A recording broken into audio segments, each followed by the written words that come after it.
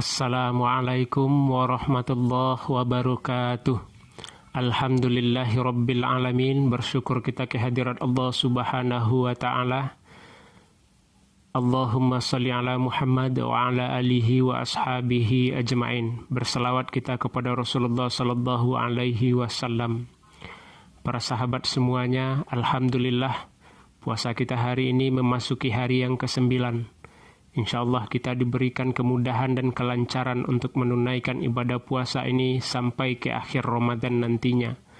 Amin ya rabbal alamin. Sehingga kita mendapatkan apa yang dijanjikan oleh Rasulullah sallallahu alaihi wasallam dengan melaksanakan ibadah puasa Ramadan ini, yaitu diampuninya dosa kita. Baiklah, para sahabat semuanya, Allah Subhanahu wa taala dalam Al-Qur'an surah An-Nisa menjelaskan, A'udzubillahi minasyaitonirrajim. Bismillahirrahmanirrahim. Wal yakhshal ladzina law taraku min khalfihim dzurriyyatan di'afan khafu 'alaihim falyattaqullaha wal yaqulu qawlan sadida.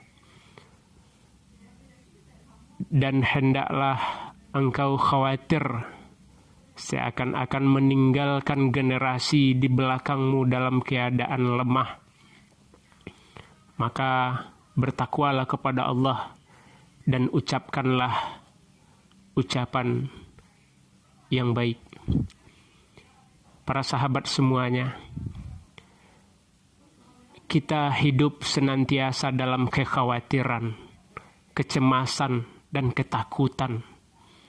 Tapi sering, kadangkala kekhawatiran, ketakutan, dan kecemasan kita itu tidak beralasan. Ada sebahagian kita takut miskin. Ada sebahagian kita takut tidak mendapat jabatan. Ada sebahagian kita takut ini, takut itu, dan segala macamnya. Tetapi ada ketakutan dan kekhawatiran yang memang betul-betul diperintahkan oleh Allah Subhanahu wa taala, seperti apa yang diuraikan oleh ayat ini.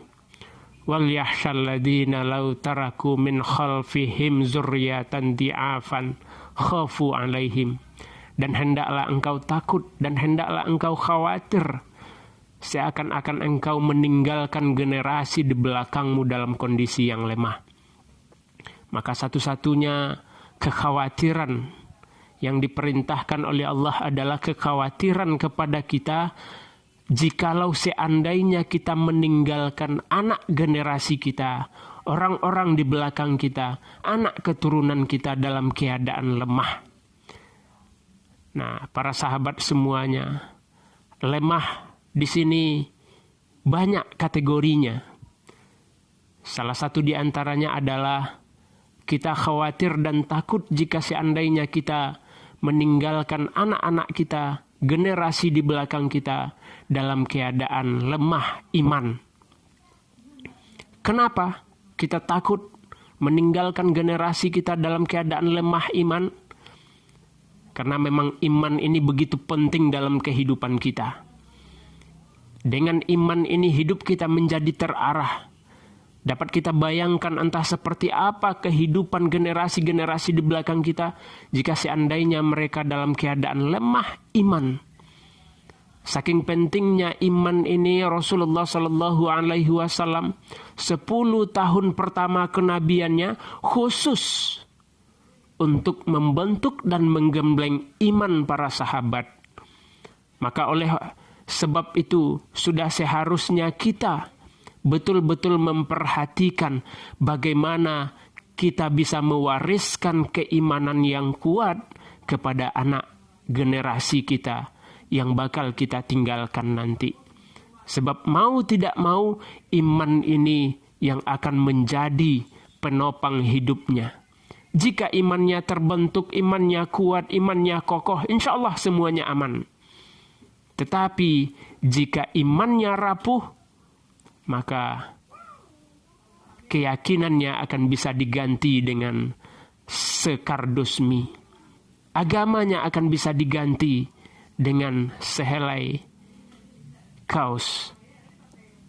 Maka oleh sebab itu, hendaklah kita khawatir dengan betul-betul memperhatikan keimanan anak-anak generasi di belakang kita. Dan kita wariskan kepada mereka iman yang kuat. Bagaimana iman yang kuat itu?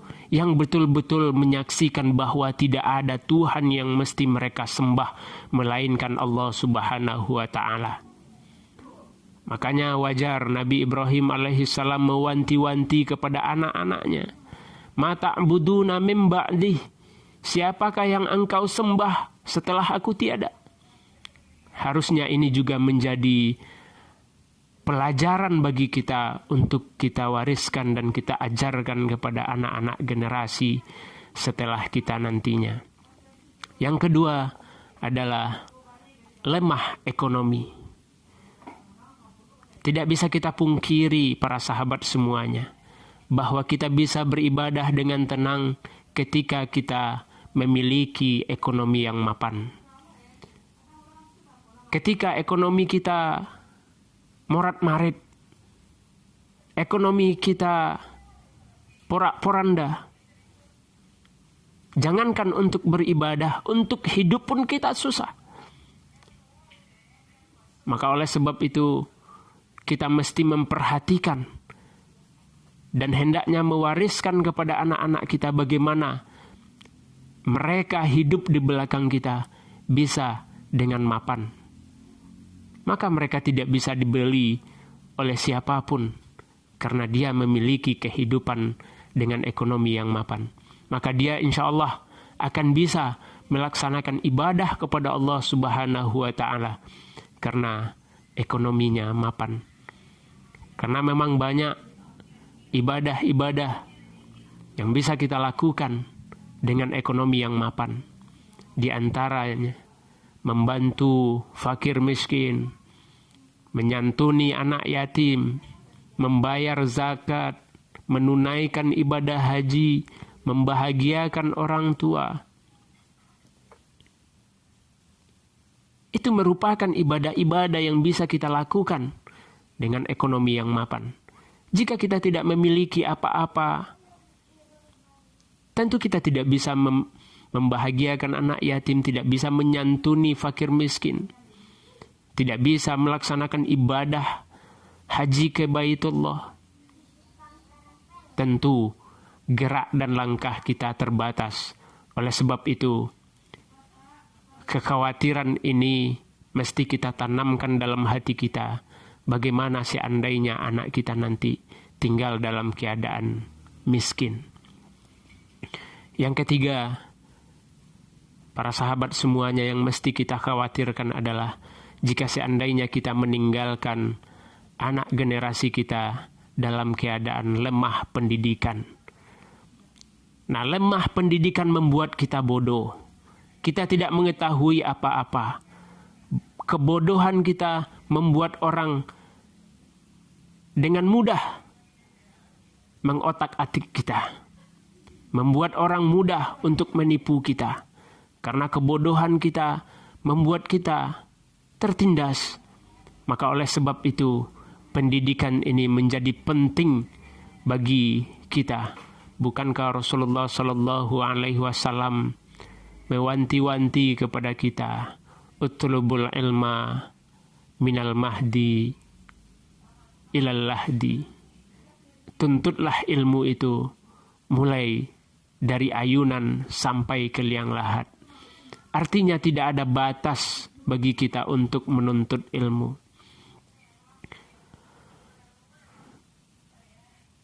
Maka oleh sebab itu kekhawatiran ini harus kita wariskan kepada anak-anak kita. Bagaimana mereka tinggal di belakang kita nanti tidak dalam keadaan bodoh. Terakhir, Lemah yang dimaksud itu adalah lemah ukhuwah, lemah persaudaraannya. Kaum muslimin yang berbahagia, persaudaraan kaum muslimin pada hari ini sudah diibaratkan seperti buih di tengah lautan, rapuh. Karena sudah tidak ada lagi rasa mahabbah di antara mereka. Ini dapat kita lihat bagaimana saudara-saudara kita yang ditindas di belahan negara lain. Sementara kita di sini tidak bisa berbuat apa-apa.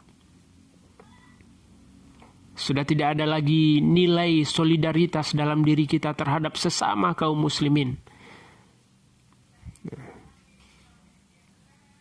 Nah, dapat kita pastikan bagaimana nanti kalau nilai-nilai persaudaraan itu habis terkikis dalam lubuk hati kita.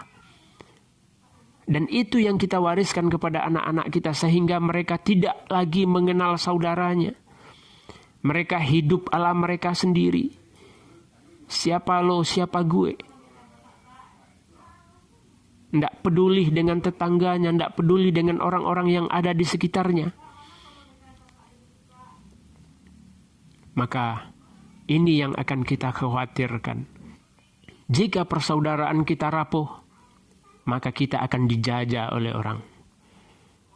Maka oleh sebab itu kekhawatiran ini mesti kita jadikan sebagai pelajaran untuk bisa mewariskan kepada anak-anak kita keimanan yang kuat, mewariskan kepada anak-anak kita perekonomian yang mapan, bisa mewariskan kepada anak-anak kita pendidikan yang mumpuni, dan bisa mewariskan kepada anak-anak kita persaudaraan yang solid. Bukankah hari ini perlakuan orang kepada kita tergantung kondisi kita? Kita rapuh,